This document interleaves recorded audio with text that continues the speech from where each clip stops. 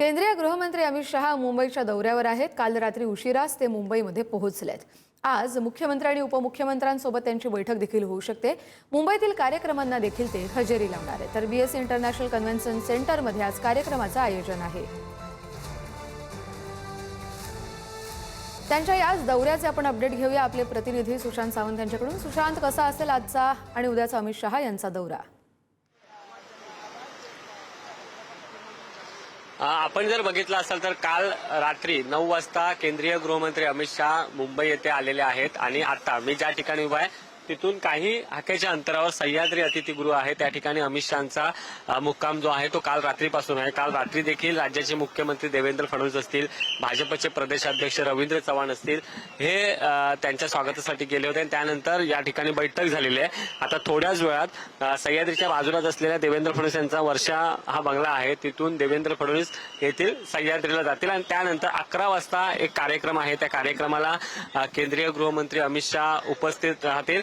कार्यालयाचं लोकार्पण आहे, त्या कार्यालयाच्या लोकार्पणासाठी अमित शहा उपस्थित राहणार आहेत आणि त्यानंतर बीएससी येथे देखील एक कार्यक्रम आहे, त्या कार्यक्रमाला हजेरी लावतील आणि सुमारे 1 ते 1:30च्या सुमारास अमित शहा हे मुंबईतून दिल्लीला निघणार आहे। खरं तर काल रात्रीपासून अमित शहा हे मुंबईमध्ये आहेत। अर्थात आपण जर बघितलं असाल तर सध्या महाराष्ट्रात असलेली राजकीय स्थिती, ज्या पद्धतीने जंतर मंतरवर विद्यार्थ्यांनी आंदोलन केलं होतं आणि महाराष्ट्रात देखील काही भागांमध्ये झेंझेंचं असं आंदोलन पाहायला मिळालं होतं, त्या पार्श्वभूमीवर देखील अमित शहा यांनी राज्याचे गृहमंत्री आणि मुख्यमंत्री देवेंद्र फडणवीस यांच्याकडून माहिती घेतल्याची आपल्याला माहिती मिळते आणि आता आपण जर बघितलं असाल तर या ठिकाणी मुवमेंट जी आहे ती सुरू झालेली आहे।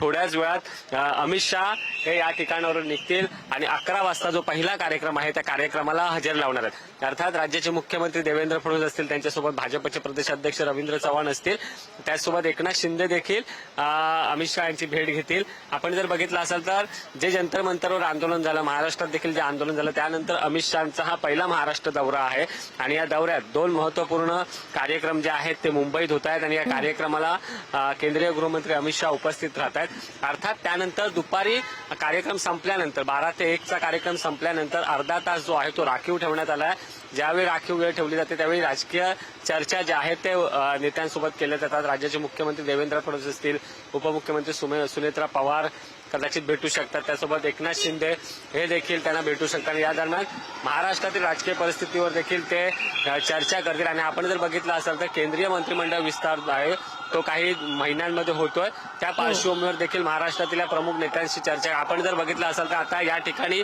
मुवमेंट जी आहे ती सुरू झालेली आहे। राज्याचे मुख्यमंत्री या ठिकाणी आता केंद्रीय गृहमंत्री अमित शहा यांना देखील भेटायला जात आहेत आणि आपण बघितलं असलं तर तापा जो आहे तो निघालेला आहे। एकनाथ शिंदे आता सह्याद्रीच्या दिशेने निघालेले आहेत। थोड्याच वेळात वर्षावरून मुख्यमंत्री देवेंद्र फडणवीस निघतील आणि अमित शहा या दोन्ही नेत्यांशी जे आहे ते चर्चा करतील।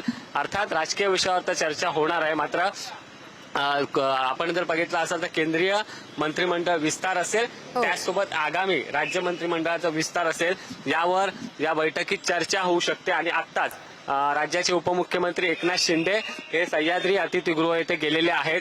थोड्याच वेळात राज्याचे मुख्यमंत्री देवेंद्र फडणवीस हे देखील सह्याद्री अतिथीगृह येथे जातील आणि थेट 11 वाजता हे सगळे नेते एका गाडीत बसून अर्थात कार्यक्रमस्थळी रवाना होणार आहे। बरं, आजच्या ही महत्त्वाची घडामोड आहे कारण केंद्रीय गृहमंत्री अमित शहा आज मुंबईमध्ये आहेत। आता मुख्यमंत्री देवेंद्र फडणवीस, उपमुख्यमंत्री एकनाथ शिंदे यांच्याबरोबर त्यांची बैठक पार पडेल। ते राज्याच्या परिस्थितीचा आढावा देखील घेऊ शकतील आणि त्यानंतर आता ते त्यांच्या कार्यक्रमस्थळी 11च्या दरम्यान रवाना होतील। धन्यवाद सुशांत दिलेल्या या सगळ्या सविस्तर अपडेटसाठी।